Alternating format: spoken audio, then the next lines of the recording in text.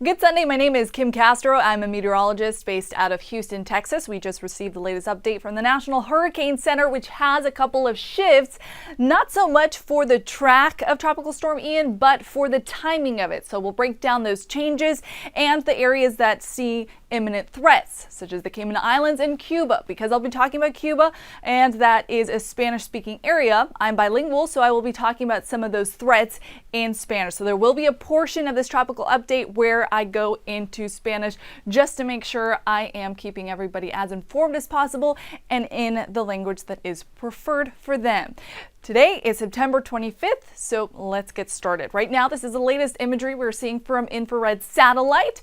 We are seeing sustained wind speeds at 50 miles an hour and forward movement now to the west-northwest at 14 miles an hour. Remember yesterday, it was moving statically towards the west, and so now it is starting to take a slight turn towards the north there. Still a low-end, weaker tropical storm Ian, but it definitely has all of the resources and the potential to rapidly intensify, which is what the National Hurricane Center is forecasting. Lots of convective activity on the east side of the storm, giving some downpours to the Kingston area, and we can see a lot of those high tops there, those cold cloud tops, meaning they are building and building. That's what Ian will continuously do here over the next few hours until it's expected to get Category 1 hurricane strength, potentially by later tonight. We continue to see the center of circulation nicely covered and compacted with that convective activity, so it's not exposed. That again signals intensification potential and intensification happening right now as well. And as we continue over the next couple of hours and the next few days, it will go into a very favorable environment. So it's already maintained its center of circulation through some wind shear. Now it's going to move into an area that has favorable wind shear conditions. So this area that you see in the bright colors, the pink, the purple, this signals a wind field that is working in conjunction with the storm. It is light in nature and it is not working against it. It's not working in opposition, and so it won't be slowing it down. This is what will lead to the rapid intensification. Not only that, but of course, the very warm fuel source that it is going to be encountering in its path. This is uncharted, untapped territory for us this season. So the Caribbean as well as the Gulf have not seen a storm pass through there, and so the water hasn't seen any upwelling, hasn't seen any cool water mixing. There is very warm water at a very large depth. 88 degrees, we only need 80 degrees Fahrenheit to have that storm soak it all up and use it as a fuel source. So with those variables at play, favorable variables towards intensification, we are likely to see Ian become again a hurricane by later today or very early on Monday and getting closer to the Cayman Islands, which is why this area is expected to see some damaging wind, potentially hurricane force wind, torrential rainfall, and there is a possibility for some storm surge impacts there for two reasons. Again, the proximity, the center of circulation will be close, and then again, it's on the unfavorable side of the storm system. Areas that are to the east of a storm system see the greater impacts because of the momentum of a storm. So here it's gaining intensity, gaining strength, and as it wraps around and whips around, it's got all of the energy and all of the wind added to it. So we not only factor in the center maximum sustained winds, but we also factor in the forward movement. That's going to be especially troublesome as we head to Cuba come early during the overnight hours Tuesday, because not only do we have proximity, we potentially have a direct impact, a landfall for the west side of Cuba as a Category 2 hurricane. So here, let's say we're talking about wind speeds of 100 miles an hour and forward motion of 50 miles an hour. Well, then you add those together, and some spots will potentially feel impacts of 115 miles an hour and in excess of that. It's not a direct mathematical calculation. It's not as easy as just adding the forward motion to the maximum sustained wind speeds, but it's a fairly good estimate as to what some of these areas will be able to experience.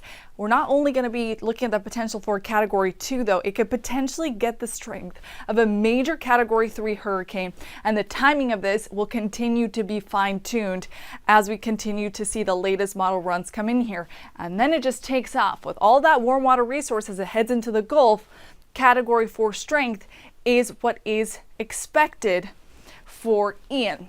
So as of now, we have those hurricane warnings up for the Cayman Islands for the reasons I talked about, as well as for Cuba. Of course, the further away you get from the center of circulation, the lesser the impacts are expected. So tropical storm warnings have been issued there as well.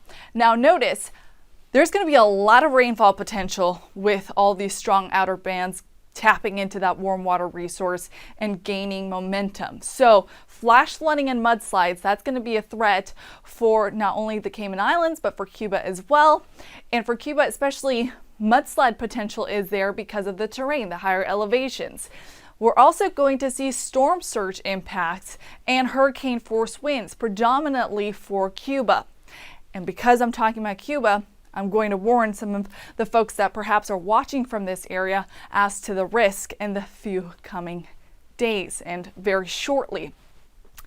Les quiero advertir que ya que tenemos ese sistema tropical Ian y se está acercando a su área, a Cuba, es muy posible que cuando lleguemos a la primer parte del martes, a la madrugada o quizás en la mañana, que tendrán impactos muy difíciles, inundaciones repentinas, también deslizamientos de tierra. Por esas áreas que tienen esas elevaciones un poco más altas, podremos ver que esa lluvia, esos chubascos, esas tormentas fuertes acumulan demasiada agua en muy poco tiempo y causan ese riesgo de deslizamientos de tierra. También tenemos el potencial, la posibilidad de marejadas ciclónicas. Eso significa que toda esa fuerza de esa tormenta ciclónica va a estar empujando toda esa agua a las áreas costales, que quizás causarán nuevamente inundaciones a lo largo de la costa. También vemos el riesgo de ver esos vientos con fuerza de huracán. Entonces, por favor, si es que tienen familiares o si es que ustedes viven en estas áreas desde Santa Fe hasta Havana, por favor, hagan planes para protegerse y manténganse muy alertos a el tiempo tropical. Vamos a mantenerles muy informados a lo largo de estas pocas horas y a lo largo de estos pocos días para ojalá poderles darles una mejor idea hasta dónde va a ir ese sistema y cuándo. Pero por el momento les voy a decir que ahorita se fijan que tenemos esa posibilidad de ver un huracán con mucha intensidad, con vientos hasta 120 millas por hora el martes por la mañana. What I was explaining is we need to keep a close eye on the forecast just to know the intensity of Ian, which is expected to become a major hurricane, and the timing of it all, so you can make preparations and be ready. You may not have relatives that live in these areas, but perhaps you have family members that were planning to travel there or are traveling there. So just make sure you keep up with the forecast and keep them informed as well. So this is the wide view of what Tropical Storm Ian is expected to do over the next few days. Notice the timing has scaled back a little bit. We're looking at a potential landfall here anywhere between the Thursday morning to Friday morning time frame. So impacts towards the Cayman Islands later today into Monday morning, impacts to Cuba, overnight hours Monday night into Tuesday morning, and then it races towards Florida. But the track has changed. It stayed consistent over the latest model runs, but over the last few days, it's definitely had to adjust. We were keeping a close eye on the Keys, on South Florida. Miami looks to be breathing a little bit of a sigh of relief here. Again, this cone could shift and it could change over the next few runs, but for now, it looks like the main impacts are going to be focused anywhere between the Tampa area towards Tallahassee, Pensacola. But remember, this is a large cone of uncertainty. This is a very big scope of potential here, more than 400 miles of potential. And the center of circulation could be anywhere between that cone. So hopefully over the next few runs, the cone starts to slim down a bit, but this is the general verbiage and the general consensus from the best minds in tropical meteorology, the National Hurricane Center, saying that we could potentially see impacts to the Tampa area early on Thursday. And of course, storm surge will be the biggest threat here. Notice it is forecasted to slow down from a Category 4 to Category 2, potentially making landfall as a Category 1. So there will be some wind shear working against the storm as it gets closer to us. That's some good news. However, on this bad side of the storm, the more impactful side of the storm, storm surge will be the biggest threat to Florida in addition to those hurricane force winds. So why is there such a range, 400 miles spread? Well, all of these ensembles, all of these models take the initial point of the storm and change some factor, change a variable, either the speed, the intensity, and based on that, it gives its best projection as to where the storm will go. And that's why we see a wide range. We don't exactly know where the storm will potentially move to or stall out, and that is why we are seeing a discrepancy. The two models that have the most weight, the ones that we turn to the most, the American and the European. You'll notice the European going over Florida and the American meandering more so towards the panhandle.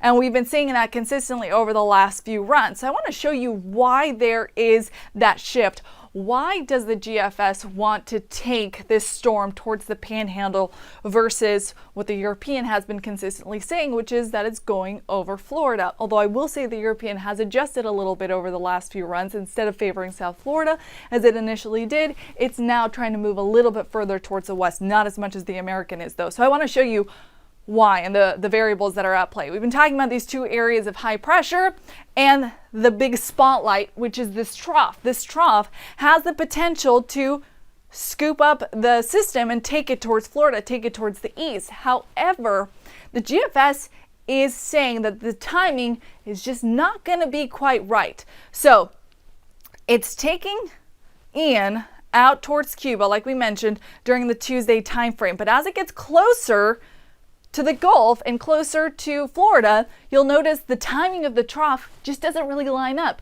For now, the GFS, the American, is saying that this trough is going to move out of the way before it's able to influence Tropical Storm Ian or Hurricane Ian at this point. Before it's able to have a good influence and a good tug to take it to the east, it's going to move out of the way. And so what does this mean as far as the positioning and the impacts? Will it stall out instead of moving towards the east? Will it tend to track more towards the panhandle versus the Tampa area? That is still a few days away. We'll have to continue to watch the latest runs, and of course, like we've been saying, just keep up with the forecast. For now, both models are suggesting that these areas, so the panhandle as well as Tampa, potentially Orlando area, have the biggest threat. Cuba has the biggest threat. The Yucatan, not out of the woods yet. Of course, the track of the storm could push a little bit further towards the west, and then Cancun would be at risk. But any of these areas in yellow as well still have to keep up with the forecast, watch it closely to see any potential impacts. Other than that, we are watching a couple of other areas. Gaston has now led off the Azores and is expected to turn towards the water. Hermine is now post-tropical, starting to let off the west coast of Africa, moving towards cooler water, again dwindling. And we continue to just focus our eyes on Ian and the potential for rapid intensification. Here's the breakdown of where we are for the 2022 Atlantic hurricane season.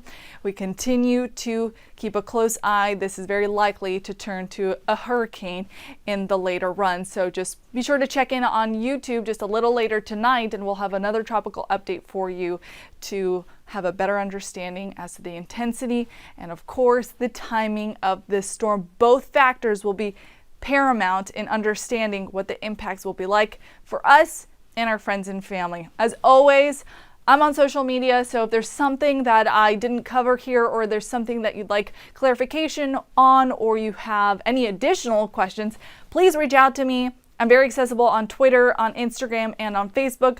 Those are my handles. Until then, I am wishing you a wonderful Sunday, and please stay safe.